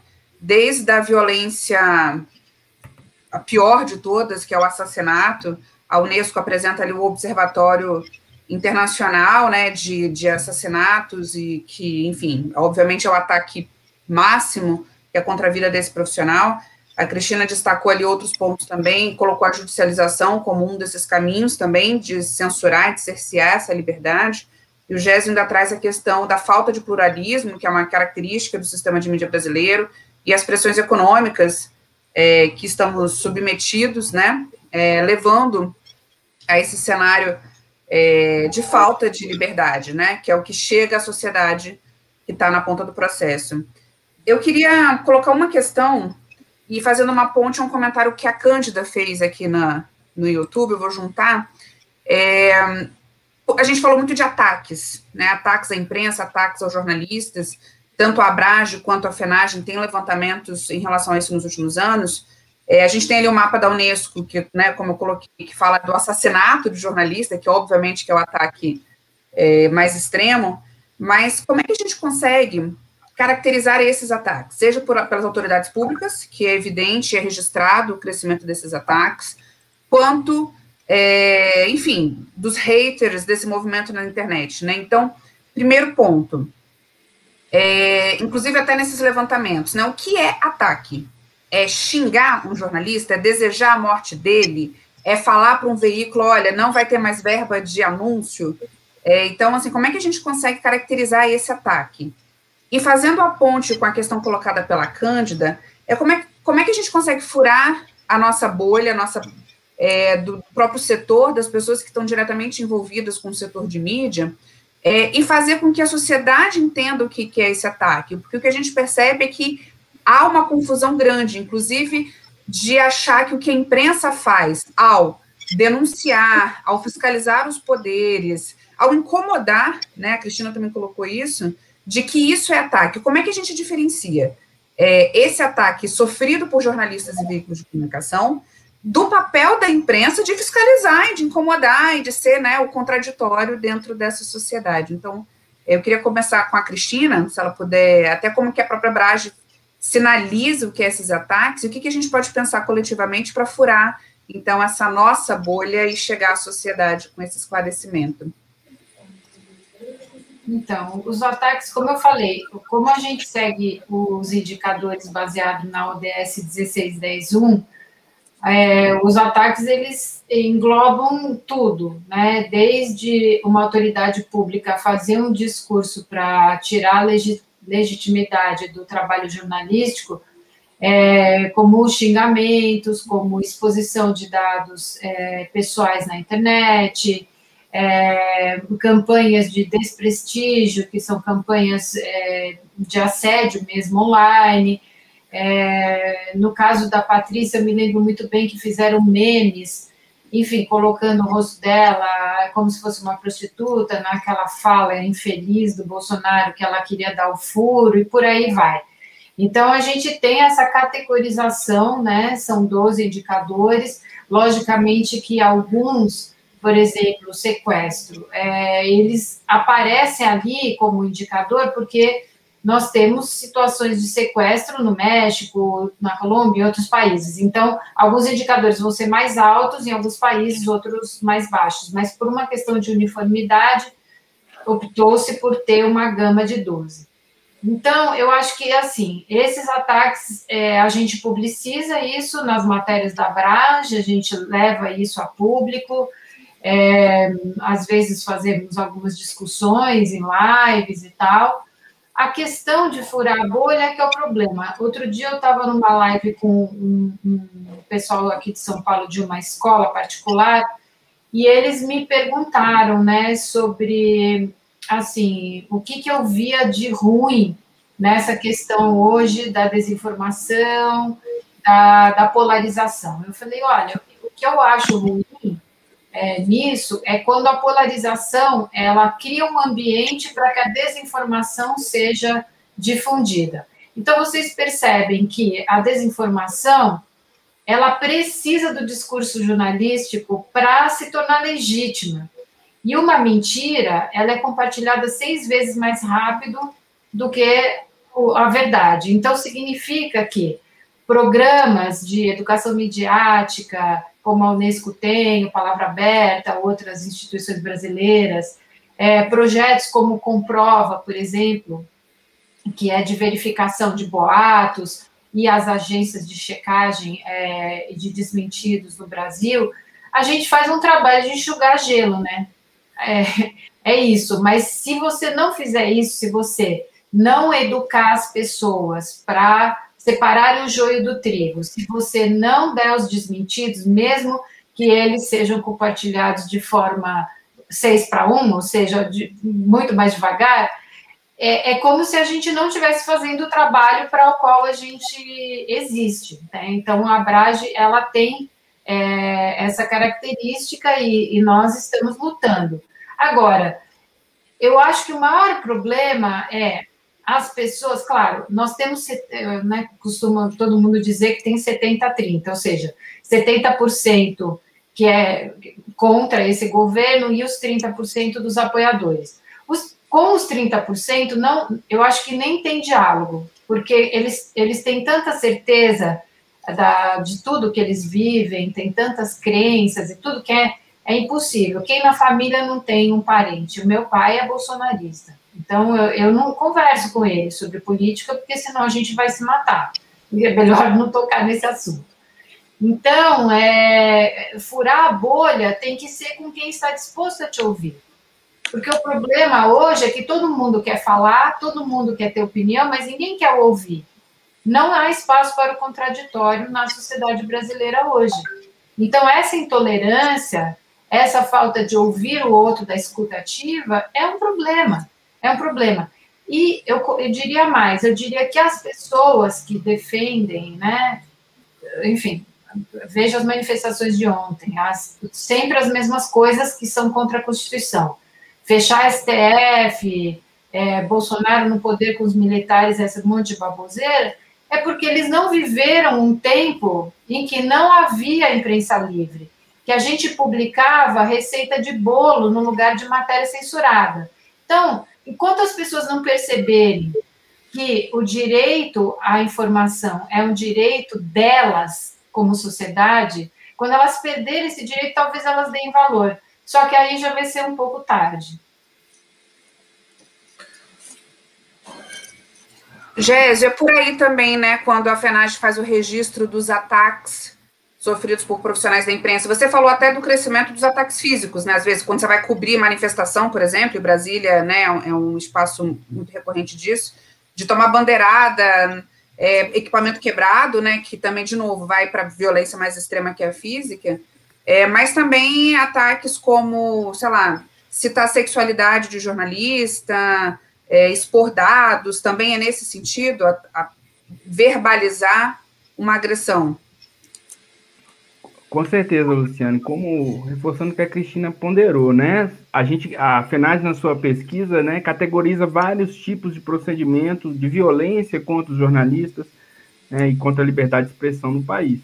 E, por exemplo, um caso concreto, eu, alguns anos atrás, fiz cercadinho lá, do famoso cercadinho do Palácio da Alvorada, né? E lá, claramente, era uma situação tranquila, vamos dizer. Você esperava a autoridade passar, tinha os turistas, não tinha em nenhum momento, pelo menos, não há relato nos últimos anos, que aquele espaço era um espaço de enfrentamento e perseguição. O que se tornou, né, nos últimos anos, levando até corretamente alguns veículos renunciarem de estar naquele local, né? Infelizmente não foram todos, né? A gente, inclusive, o sindicato aqui de Brasília, notificou todas as empresas, chamando a atenção, a consciência das empresas, de que aquele não era o local para se fazer um jornalismo, não era o local em que os jornalistas teriam segurança de trabalho, né? Infelizmente, apenas poucas empresas, né, tomaram a medida correta de deixar aquilo ali, né? Porque aquilo ali era uma claque de Bolsonaro para efetivamente atacar diretamente a imprensa sem poder sequer ser questionado, né? Então, se você pensar qualquer país no mundo em que um mandatário tem tais medidas contra os jornalistas, facilmente a imprensa brasileira, que adora rotularia como ditadura para baixo esses regimes, né? Então, o risco do maior mandatário do país, eleito pela população, atacar diariamente, né? Até deu uma diminuída nos últimos tempos, né? Porque também vem falando menos. Atacar cotidianamente os produtores de notícia, né? Que as pessoas que estão ali são empregados das empresas. Muitas das decisões editoriais sequer passam por essas pessoas, né? Ou seja, quase todas, né? Praticamente. Mas atacar as pessoas daquela forma, né, é um incentivo para que a população em geral tome as mesmas medidas. É um incentivo, né? Então, a gente tem que ver se a responsabilidade de pessoas públicas, né, como a responsabilidade de alguns outros atores, por exemplo, ao rejeitarem isso, mas só rejeitarem no termo da expressão, né, assim, só por notas de repúdio, não adianta, que as coisas continuam sendo feitas, né? O judiciário, por exemplo, a gente tem o Sindicato de Jornalistas, junto com a FENAGE, junto também com o Instituto Vladimir Herzog, entraram com uma ação ano passado para tentar evitar que o presidente fizesse aquilo num local público, né, que é a entrada do Palácio da Alvorada, e a Justiça se negou a interferir sobre esse assunto, né? O governo do Distrito Federal também falou que ali não era responsabilidade dele, ele não precisaria garantir segurança. Esse é só um exemplo para a gente refletir sobre como agentes públicos, quando eles atacam diretamente as pessoas, legitimam que os seus seguidores também o fazem. E estão fazendo uma escala, né, como eu citei o caso do pequeno jornal de Olímpia, que vai resultar cada vez mais em violência, para não dizer mortes, né? Porque até pouco tempo os principais atores responsáveis por violência e morte de jornalistas eram ou forças de segurança, né, policiais e milícias, né, que dominaram esse país, que mais assassinavam jornalistas e mais perseguiam, como vários casos, né, principalmente jornalistas policiais e jornalistas do interior que fizessem algum tipo de denúncia, inclusive a políticos, e hoje passou a ser uma horda, né, que, incentivada pelo próprio presidente da República, se sente no direito de atacar não só profissionais, como veículos em escala nunca vista nesse país. Né? Apesar, inclusive, de grandes veículos de comunicação apoiarem a ditadura, a tortura e a morte, participarem diretamente, né, durante a ditadura militar, de ações de repressão contra opositores do regime, não se houve nenhum movimento de ataque a esse tipo de veículo, como está tendo agora, por forças que defenderam aquele movimento, né? Defenderam a ditadura brasileira e a repressão. Então a gente tem que tomar, como a própria Cristina disse, a gente tem que tomar isso como um ataque à democracia brasileira e o ataque aos jornalistas e aos veículos, porque você tem critérios você tem possibilidades de você recorrer caso você seja... Infelizmente, a lei do direito de resposta foi regulamentada há cerca de 5, 6 anos atrás, depois de muitos anos dela não ter nenhuma regulamentação, desde que caiu a lei da imprensa, que era da ditadura, mas previa o direito de resposta. Então, você há a possibilidade de direito à resposta, se a empresa não te dá direito de resposta, você pode acionar a justiça, e há também a previsão no Código Civil da injúria, calúnia e difamação, né, de processos relacionados a isso. Apesar de a gente saber que o nosso judiciário demora quase 20 anos para julgar uma ação como essa. Eu acho que o ponto central é que discordar é um princípio da democracia, né? Então, tanto quem se sinta caluniado ou sem espaço na imprensa tem hoje já previsão legal e também espaço dentro desse sistema democrático de manifestar seu lado, né, de pedir espaço para poder ser ouvido. Então, o discordar da imprensa é absolutamente legítimo. A gente tem vias, né, para se fazer isso, desde que não seja ameaçando, agredindo, violentando ou calando, né, que é uma das formas de violência.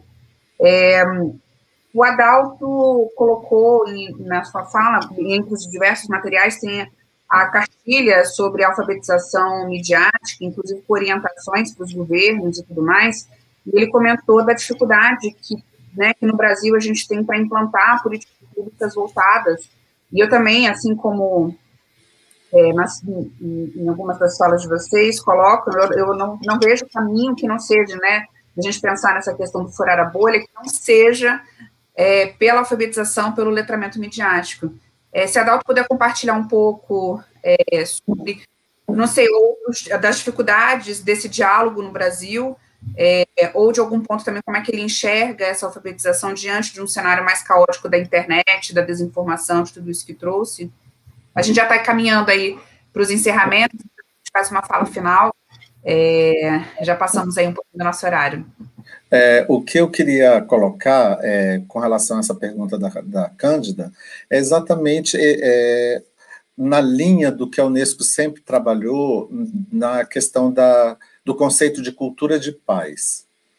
Né? A Unesco trabalha, sobretudo, na mediação de conflitos, a gente trabalha o conceito de cultura de paz em função dessa escala do surgimento dos haters, né, que exatamente são eles que fazem os ataques. A gente aborda esse tema por essa avaliação de cultura de paz e o culto ao ódio, que mesmo no trabalho que a gente desenvolve no mundo com a alfabetização midiática informacional, esses conteúdos, o surgimento dos haters surgiram nesse processo. Quando lançamos o currículo, nós não tínhamos esse fenômeno. E o que a gente percebe, eu acho que bate aí muito com o que a Cristina colocou também, com relação à necessidade da educação. Em países onde a educação e o povo ele tem educação, não existe dúvida para o cidadão com relação ao que acontece na internet, com o que acontece no jornal que aquele cidadão lê e confia. Quer dizer, não existe... para o cidadão que é educado, ele sabe exatamente onde buscar informação de qualidade. E não é nas redes sociais, certamente não. Ele vai procurar no jornal, na mídia jornalística. É lá, entende? E isso se dá pela educação. Então, não existe essa possibilidade de você acreditar em fake news. Por quê? Porque você vai diretamente no colunista que você acompanha a sua vida. Entende? Então, é por aí. Eu acho que a forma, o fenômeno, por exemplo, do culto ao ódio dos haters na Europa não se dá diretamente com relação ao jornalismo, mas em si as questões do fundamentalismo. É aí que você tem o problema, né, do fundamentalismo religioso, que aqui no Brasil acaba se confundindo de algum modo, né? Mas lá a questão dos ataques ela se dá por meio das redes sociais, mas não em função do conteúdo jornalístico, não. Em função de crenças religiosas.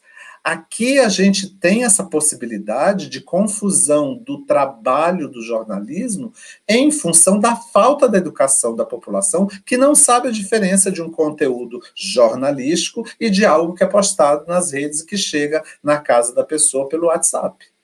É assim, entendeu? E esse fenômeno do culto ao ódio, ele é recente no mundo, é possível pelas redes sociais. A gente identifica ele, a gente começou a perceber isso com os problemas relacionados na própria educação, com bullying e tudo mais, mas os ataques eles estão aí, nesse lugar, né? No lugar da desordem da informação, a gente trata desse modo. E o antídoto para nós é um só, é a educação da população. Falta de educação promove esse tipo de ação, né? É isso, é assim que a Unesco vê, ela vê que é necessário, naqueles lugares em onde a mídia jornalística e os jornalistas são atacados, é porque não existe clareza para a população do trabalho do jornalista, entendeu? Coisa que a gente percebe que nos países que o jornalismo é forte, populações em que elas são educadas e que conhecem e confiam no seu jornalismo, não existe essa possibilidade de você ter dúvida do que está acontecendo. Pelo contrário, você compara um jornalista com outro, mas nunca com a opinião de alguém que você não conhece, que mandou uma mensagem para o seu WhatsApp. Nunca. Isso não faz parte do mundo educado, do mundo que teve acesso à escola de qualidade e que lida com o mundo, interpreta o mundo de outra forma, né? Então, é isso. Agora, esse fenômeno do culto ao ódio, ele é recente, ele tem se intensificado. Na Europa existe uma preocupação muito grande com o jihadismo, tanto que nas publicações que a gente indicou para vocês, a gente fala muito disso, né? Fake news, a gente está falando muito desse lugar, do jornalista, o jornalista atacado, quando ele toca neste ponto, né? Nas questões do fundamentalismo. Não nas questões políticas, nas questões que acaba tendo política aí sim, mas o jornalista ele tem ele tem liberdade, ele tem autonomia e ele não é tão atacado. As pessoas que são atacadas são pessoas que de algum modo se manifestam contra as crenças, né? Que é outro ponto aqui que eu acho que se a gente continuasse teria que tocar, porque muito do que está acontecendo é essa coisa da intolerância à diversidade, né? A intolerância, que é algo que o país mais desenvolvido ele é mais tolerante. A gente está vivendo uma onda de intolerância no mundo, né? Com movimentos de extrema-direita se posicionando e incitando a intolerância. É isso que a gente tem acompanhado. E nas nossas publicações esse tema é muito tratado. Para os estudantes, para as pessoas que queiram avançar mais, esse tema é muito trabalhado na Unesco, na área de desenvolvimento social, e é simplesmente buscar a questão da cultura de paz na Unesco, que uma bibliografia extensa existe. Essa alfabetização, esse letramento midiático permite não só diferenciar a informação de qualidade dessa informação caótica que a internet nos trouxe, como você colocou, e também de entender como que o trabalho jornalístico funciona, porque até para eu estabelecer a crítica ao trabalho jornalístico, eu preciso entender quais são os princípios de enquadramento, de técnicas de seleção, Então, eu posso e devo ter uma postura crítica diante da imprensa também, mas baseada, e não simplesmente porque a imprensa me traz elementos que vão contra a minha fé, a minha crença, ou o que quer que seja. Eu queria encerrar minha participação e depois eu vou colocar para que vocês também possam fazer as suas despedidas e o seu fechamento.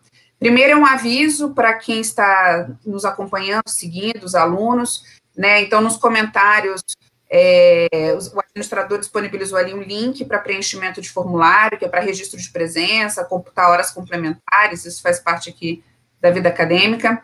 E o último ponto, dizer que a liberdade de imprensa, assim como a liberdade de expressão, requer uma vigilância permanente, né? Então, mesmo em regiões onde há uma estabilidade democrática maior, ou em regiões como a nossa, onde a nossa experiência democrática ainda é incipiente e está sempre sob ameaça, está sob ameaça nesse momento, de que ela nunca está garantida, né? Então, a gente vai viver nessa vigilância permanente em momentos de avanço do autoritarismo, de avanço do extremismo, a gente precisa estar ainda mais atento como profissionais da imprensa e como cidadãos de uma maneira geral. Então, de que essa bandeira é uma bandeira permanente, de atenção permanente. Eu encerro a minha participação agradecendo novamente a disponibilidade, a presença, e num dia tão importante como hoje, do Adalto, da Cristina e do Gésio, e a gente faz aí uma última rodada, uns 2 minutinhos, para que vocês também possam se despedir, finalizar, e convocar, porque ainda tem, né, outros eventos, eu não sei, o Adalto colocou ali uma programação, eu não sei se as outras entidades também têm alguma coisa realizando essa semana, mas fiquem à vontade para divulgar. Obrigada realmente pela participação. A gente pode começar pela sequência? Pode ser Adalto, Cristina e Gésio novamente. Luciane, muito obrigado. Só tenho que agradecer essa iniciativa de poder poder ter participado. Gostei muito da live. Convidar todos para o evento que começa hoje às 16 horas. A gente pode passar o link para que vocês possam acessar. É um evento que está em parceria junto com a Brad também, que eu tenho muito orgulho aqui de estar junto nessa live também, anunciando. E quero que contem com a Unesco, nosso site, o Unesdoc é a nossa biblioteca, onde nós temos os conteúdos, muitos deles já traduzidos. Um dos trabalhos que eu mais realizo é fazer essa curadoria do que é relevante para traduzir para a língua portuguesa, para acesso à população brasileira e dos países de língua portuguesa. Muito obrigado e conte conosco. É isso. Eu também gostaria de agradecer novamente ao Adalto por ter feito a ponte, a professora Daniela, a professora Luciane, muito obrigada a todos e todas que nos escutaram. Bom, a mensagem que eu queria deixar para vocês, apesar desse cenário que a gente está vivendo, não desistam. Ser jornalista é uma profissão maravilhosa. Eu, enfim, sou jornalista há muitos anos. Hoje eu sou mais gestora do que jornalista, mas eu sou gestora em uma associação feita por jornalistas para jornalistas, ou seja, para vocês que agora estão estudando, mas que vão se formar. Então, assim, não desistam, porque, assim, quanto mais, eu acho que, falei isso outro dia, quanto mais nos batem, mais a gente levanta e fala, não passarão. Então, essa é a mensagem que eu queria deixar para vocês, de tolerância, de ouvir o outro realmente, apesar dessa cacofonia que às vezes a gente fica meio perdido de vozes, para que vocês ouçam o que as pessoas têm a dizer antes de emitir qualquer opinião. Isso faz parte do ambiente democrático, da diversidade, da tolerância, e não desistam da profissão, porque ela é muito bonita.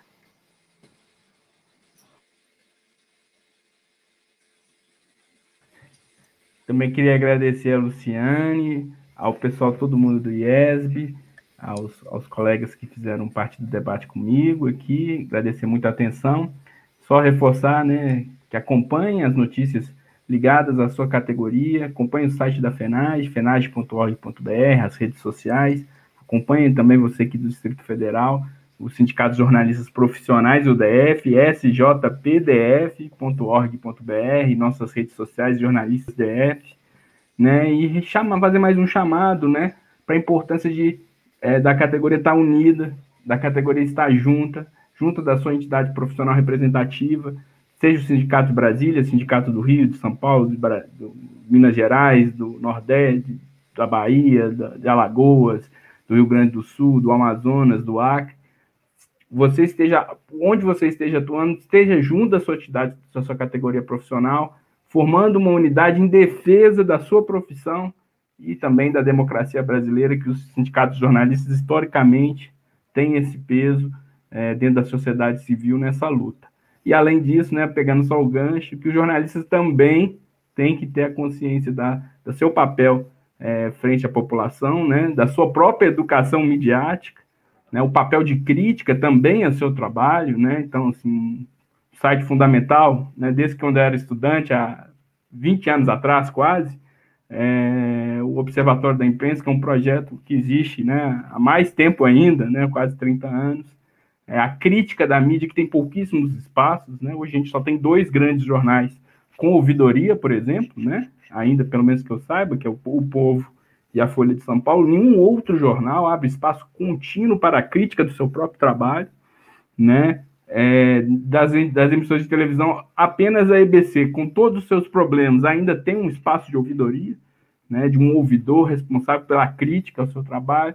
Então, analise criticamente que vozes vocês estão dando todas as suas matérias, né, a quais interesses editoriais o seu jornal desempenha e como também é importante no seu papel, na sua função, desempenhar o acesso a garantir a pluralidade e a discussão sobre os pontos de vista da forma mais ampla, né, que a gente pouco vê nesse país. Então, fica essa dica também. O Observatório da Imprensa é central na discussão sobre crítica de mídia no país, que também tem que ser feita por seus profissionais. E eu acho que um espaço como esse, o IESB, a universidade, a faculdade, são centrais para a gente fazer essa discussão antes de você entrar profundamente no seu mercado de trabalho. E se sindicalize. O mais importante é manter as entidades fortes para a categoria ser forte e a democracia ser forte. Obrigado, Luciane. Obrigada a todos, gente. Estou encerrando por aqui. Vou compartilhar com os alunos todos os links, todas as sugestões de materiais enviados por todos vocês. Obrigada e até a próxima, porque a gente tem mais a comemorar no ano que vem. Até logo.